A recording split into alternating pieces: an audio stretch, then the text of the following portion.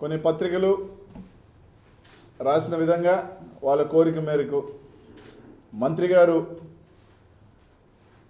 మిమ్మల్ని ఎవరిని కూడా నిరుత్సాహపరచకుండా ఏదైతే రాసినట్టుగా 5వ కృష్ణుడు సిద్ధంగా ఉన్నాడు నెల్లూరు నగర కార్పొరేషన్ గాని రాసిన విధంగా నగర కమిషనర్ బదిలీ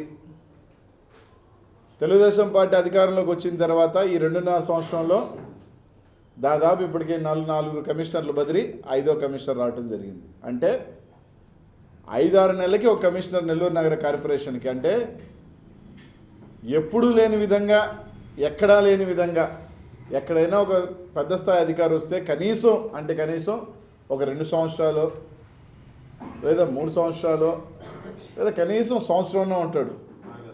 కానీ నెల్లూరు నగర కార్పొరేషన్కి వస్తే మొట్టమొదటిగా ఈ కార్పొరేషన్ అంతా కూడా సరిదిద్దాలంటే ఒక ఐఏఎస్ అయితే బాగుంటుందని చెప్పి ఒక ఐఏఎస్ అధికారిని వేశారు. ఆ ఐఏఎస్ అధికారి ఒక 3-4 నెలల్లో గాడి పెడతా వీళ్ళ అవినీతి వీళ్ళ ఆటలు సాగనీయకుండా వీళ్ళ తోకలు కత్తిరిస్తూ అందరినీ సమానంగా కార్పొరేటర్ల దగ్గర నుంచి సమానంగా చూస్తూ అందరికి కూడా బాగా చూస్తుంటే ఆయన బదిలీ. తర్వాత ఇంకో కమిషనర్ గారిని తీసుకొచ్చారు, ఆయనకి అదే. వీళ్ళిద్దరే కాదు, ఇంకో కమిషనర్ వెంకటేశ్వర గారిని తీసుకొస్తాం, ఆయన అయితే కరెక్ట్గా ఉంటాడు, మనం చెప్పిన మాట వింటాడు, మన ఎట్టాంటి అడ్డంగా దోచుకుంటే ఆయన తీసుకొచ్చారు. కానీ వీళ్ళ అవినీతి పరాకాష్ఠకి నాకు తెలిసే భారతదేశంలో ఏ కమిషనర్ కూడా నిలవడు. ఎందుకంటే వీళ్ళు బడిని దేవుళ్ళ పేరుతో దేవుళ్ళ గుళ్ళని ఆఖరికి శానిటేషన్ పేరుతో చెత్తని మొత్తం హోల్సేల్గా దోపిడీ చేసే నాయకులు ఇప్పుడు ఉన్నారు. కాబట్టి ఏ కమిషనర్ అయినా కూడా చూస్తూ ఎట్టూరుకుంటాడు. వీళ్ళ అవినీతికి పాపం ఆయన అడ్డుకట్టేస్తే ఇప్పుడు ఆయన బదిలీ ఇంకో కొత్త కమిషనర్. సొంత ఇలాకా మున్సిపల్ శాఖ మంత్రి సొంత ఇలాకా నారాయణ నిజంగా ఒక పిచ్చోడికి చేతిలో రాయి ఇస్తే ఆ రాయి ఎవరి మీదకి ఇసిరికొడతాడో తెలియని పరిస్థితుల్లో ఇతనికి మంత్రి పదవి ఇస్తే నెల్లూరు నగర కార్పొరేషన్ అధ్వానంగా ఏ ప్రాంతానికన్నా వెళ్ళండి, మీరందరూ పత్రిక వెళ్ళారు, మీరు కూడా ఏ ప్రాంతానికి ఏ గొంతుకు పోయిన నెల్లూరు నగరంలో ప్రజలు దోమలతో ఇబ్బంది పడుతున్నారు, కాలువలు తీయట్లేదు ఇబ్బంది పడుతున్నారు, పందులతో ఇబ్బంది పడుతున్నారు, కుక్కలు ఎక్కువైపోయిన ఇబ్బంది పడుతున్నారు. నెల్లూరు నగర కార్పొరేషన్ ఎప్పుడూ లేనంత విధిగా దరిద్రంగా తయారైందని చెప్పి ఒక ప్రజలు కోరుకుంటూ చెప్తుంటే వీళ్ళ మాత్రం కార్పొరేషన్లో చెత్తను వదలకుండా పండగను వదలకుండా హోల్సేల్గా దోపిడీ మాత్రం బాగా చేస్తూ ఉన్నారు. వీళ్ళ మాట వినకపోతే బదిలీ, వీళ్ళ మాటిని సంతకాలు పెట్టకపోతే బిల్లుల మీద సంతకాలు పెట్టకపోతే బదిలీ, వీళ్ళ మాటిని నామినేషన్ మీద వర్క్ లేకపోతే బదిలీ. ఈ విధంగా నెల్లూరు నగర కార్పొరేషన్కి ప్రజలకు పనులు చేయాల్సింది పోయి పనులు చేయకుండా ఈ మధ్యకాలంలో తెలుగుదేశం పార్టీ నాయకులు జన చైతన్య యాత్రలు చేస్తున్నారు. ఎందుకంటే ఈ జిల్లాకు చెంది ఇప్పటికే 3 కలెక్టర్లు బదిలీ, 3 ఎస్పీలు బదిలీ, 4 కమిషనర్లు బదిలీ. ఈ జిల్లాలో బదిలీలు తప్ప ఇంకేమీ లేవు. కాబట్టి ఇవన్నీ కూడా మేము దిగ్విజయంగా సాధించాం. కాబట్టి నిన్న రాత్రి పెద్ద ఒక జనచైతన్య యాత్ర పెట్టుకున్నారు. మేము ఇన్ని పనులు చేసాం, నెల్లూరు నగరంలో ఒక ఇల్లు లేదు, కొత్త పెన్షన్లు లేదు, రేషన్ కార్డులు లేదు, ఈ పైకుండా మేమంతా కూడా బదిలీలు చేసుకుంటున్నామని చెప్పి నేను ఒక భారీ ఎత్తున జనచైతన్య యాత్ర చేసుకోవడం జరిగింది. ఇప్పటికైనా సరే మంత్రి గారిని మేము కోరేది ఏంటంటే, అయ్యా ప్రజలు ఇబ్బంది పడుతూ ఉన్నారు, అదే వీళ్ళు శానిటేషన్ మీద హెల్త్ మీద అనేక రకాల అభియోగాలు పేపర్లు వచ్చినాయి. దోపిడీ చేసేస్తున్నారు, తినేస్తున్నారు, చెత్త పేరుతో తింటున్నారంటే వాళ్ళని ఎవరిని బదిలీ చేయరు, ఎందుకంటే డబ్బులు రావు కాబట్టి. కాబట్టి ఈ విధంగా మాట వినకపోతే బదిలీ చేసే సంస్కృతి మానుకొని ఇప్పటికైనా సరే ఇప్పుడు ఒక కమిషనర్ గారు ఎవరో శ్రీధర్ గారు వస్తున్నారంట, హరీష్ గారు ఆయనన్నా ఇంకో కానున్న 2 సంవత్సరాలైనా ఉంచి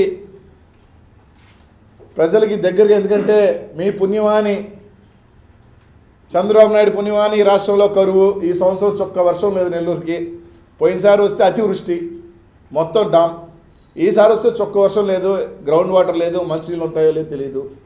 ఈ విధంగా నెల్లూరు కార్పొరేషన్ ఇబ్బంది పడే పరిస్థితులు ఉన్నాయి. కాబట్టి ప్రజా సమస్యల్ని దగ్గరగా ఉండే కమిషనర్ని ఆయన్ని స్వేచ్ఛగా పనిచేసే విధంగా అవకాశం కల్పించమని మంత్రి గారిని కోరుతా ఉన్నాం. రెండో పాయింట్, నిన్న ఒక ఈరోజు కూడా పేపర్లో కూడా అంతా కూడా చూసాం, మెడికల్ కాలేజీకి సంబంధించి 2017-2018కి 150 సీట్లు రద్దు చేయడం జరిగింది. దీనికి కారణం దాదాపు 25 కారణాలు వాళ్ళు ఇవ్వడం జరిగింది. 25 కారణాల వల్ల మెడికల్ కాలేజీకి సంబంధించి 150 సీట్లు మేము రద్దు చేస్తున్నామని చెప్పి. అంటే దాదాపు 25 ప్రొఫెసర్లు 45 అసిస్టెంట్ ప్రొఫెసర్స్ లేరని, నర్సులు లేరని, ల్యాబ్ టెక్నీషియన్ లేరని, ఇన్వెస్టిగేషన్ చేసేదానికి కూడా ఎక్విప్మెంట్స్ లేవని, ఎక్స్రే సరిగ్గా లేదని, సిటీ స్కాన్ లేదని, ఐ వాట్స్ లేదని, ఈ రకాల కనీసం లైబ్రరీలో కూర్చున్న దానికి పిల్లలకి సీటింగ్ అరేంజ్మెంట్స్ లేవని, రకరకాలుగా దాదాపు 25 పాయింట్లు పెట్టి 150 సీట్లు తొలగించడం జరిగింది. మంత్రి గారి సొంత ఇలాకా, మంత్రి గారికి ఒక మెడికల్ కాలేజ్ ఉంది, ఒక ఇంజనీరింగ్ కాలేజ్ ఉంది, ఒక డెంటల్ కాలేజ్ ఉంది. ఆయనకు తెలియదా ఇన్స్పెక్షన్ వస్తే ఏమడుగుతారని? ఆయనకు తెలియదా మెడికల్ కాలేజీల్లో వస్తే ఇన్స్పెక్షన్స్ ఏముండాలని? ఒక ప్రతిష్టాత్మకంగా ఒక medical college, government medical college అతి తక్కువతో ఈరోజు ప్రజలందరికీ సౌకర్యంగా నడిబొడ్డున వస్తే ఆ కాలేజ్లో సౌకర్యాలు దానికి మళ్ళీ ఒక చైర్మన్ పెట్టారు. వాళ్ళ మనిషిని సొంతగా నామినేటెడ్ పోస్ట్లో ఒక చైర్మన్ ఇచ్చారు, సంతోషం ఇచ్చారు. ఇచ్చిన తర్వాత కనీసం మెడికల్ కాలేజీలో వసతులు, స్టాఫ్ లేక 150 సీట్లు ఈరోజు పోయినాయి అంటే నీ చేతగాంతనం అనుకోవాలి, ఇంకేమనుకోవాలా. ఇదే నీ నారాయణ మెడికల్ కాలేజ్లో అయితే ఇదే విధంగా నువ్వు చేస్తావని అడుగుతా ఉన్నా. ఈరోజు మా అందరికీ అనుమానం ఉంది, నెల్లూరు నడిబొడ్డున మెడికల్ కాలేజ్ కానీ వస్తే నారాయణ మెడికల్ కాలేజ్ పడిపోతుంది. అవుట్ పేషెంట్ ఒక రకంగా చూస్తే 250 సీట్లకి 3000 ఓపీ ఉండాలా. నారాయణ కాలేజ్కి 3000 కాదు కదా, 500 లేవు. వాస్తవంగా తీసుకుంటే దాదాపు 250 సీట్లు నారాయణ క్యాన్సిల్ చేయాల్సి బాగుంటుంది. అదే అక్కడ గవర్నమెంట్ కాలేజ్ కానీ వస్తే నారాయణ కాలేజ్ మూత వేసుకోవాల్సిన పరిస్థితి వస్తుంది. కాబట్టి ఈరోజు మీరు నెల్లూరులో ఉన్న గవర్నమెంట్ కాలేజ్ని నిర్వీర్యం చేసేయాలి, ఏదో విధంగా దాన్ని భ్రష్టు పట్టించాలని చెప్పి ఒక ఆలోచన చేసి ఈరోజు దాన్ని సరిగ్గా పట్టించుకున్న దాఖలు ఇది ఒకటోసారి కాదు.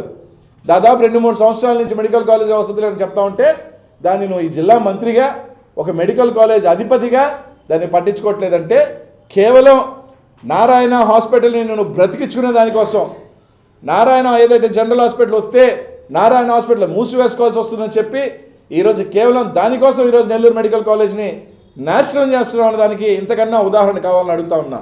ఇదే నీ సొంత మెడికల్ కాలేజ్కి అయితే 150 సీట్లు వెనకపోతే ఒప్పుకుంటామని అడుగుతా ఉన్నాం, ఒప్పుకోవు. కానీ నా గవర్నమెంట్ కాలేజ్లో నీ మంత్రిగా, నీ జిల్లా ఈ జిల్లా మంత్రిగా 150 సీట్లు వెనకపోతే కనీసం పట్టించుకో. ఒక్కసారైనా ఈ 2.5 సంవత్సరాలు ఎన్నిసార్లు నారాయణ గారు ఆ మెడికల్ కాలేజ్కి వెళ్ళి పరిశీలించాడు? ఒక మెడికల్ కాలేజ్ అధిపతి అతను, కనీసం ఎన్నిసార్లు పరిష్కరించారని అడుగుతా ఉన్నా. కనీసం ఒకసారి పరిష్కరించాల. ఈరోజు కేవలం నెల్లూరు మెడికల్ కాలేజీని నాశనం చేసేదానికి సిద్ధమవుతున్నారు మంత్రి నారాయణ గారు. ఆయన మెడికల్ కాలేజ్ బతికించుకునే దానికి కాక ఇక దేనికని ఈరోజు ప్రజలందరికీ అనుమానం వస్తుంది, మా అందరికీ కూడా అనుమానం.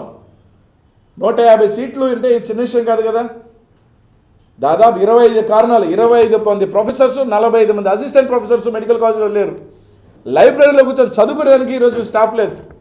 ఈ విధంగా మంత్రి గారు కేవలం 100 కోట్ల రూపాయలు, ఈరోజు మొన్న ఆంధ్రజ్యోతిలోనే చూసాం, 100 కోట్ల రూపాయలు ఈ 500, 1000 రూపాయల ట్రాన్సాక్షన్లో లబ్ధి పొందింది ఎవరన్నా ఉన్నారంటే మంత్రి నారాయణ గారు అని చెప్పి చూడటం జరిగింది. కాబట్టి మంత్రి గారు దయచేసి అవన్నీ పక్కన పెట్టి మా జిల్లా బాగోగులు చూడండి. ప్రజలు ఈరోజు కార్పొరేషన్లు ఇబ్బంది పడుతూ ఉన్నారు, ఒక పక్క మెడికల్ కాలేజ్ ఇబ్బంది పడుతూ ఉన్నారు.